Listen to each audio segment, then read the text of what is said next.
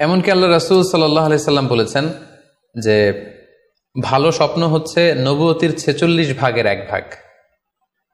সহিহ বুখারীতে এসেছে, আল্লাহর হাবিব সাল্লাল্লাহু আলাইহি ওয়াসাল্লাম ইরশাদ করেন, আর রুইয়া আস-সালিহা জুজউন মিন 46 জুজআন মিনান নুবুওয়া। অর্থাৎ ভালো স্বপ্ন বা সত্য স্বপ্ন নবুয়তির 46 ভাগের 1 ভাগ। Could you imagine that?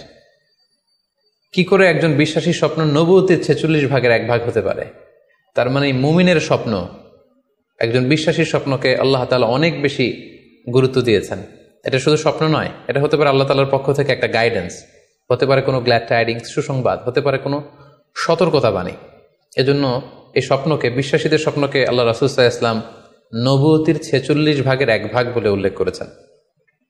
কেন তিনি বিশ্বাসীদের স্বপ্নকে নবুয়তির 46 ভাগের 1 ভাগ বলে উল্লেখ করলেন? এর কারণ হচ্ছে, আমরা জানি যে আল্লাহ রাসূল সাল্লাল্লাহু আলাইহি সাল্লাম তিনি নবী হয়েছিলেন কত বছর বয়সে?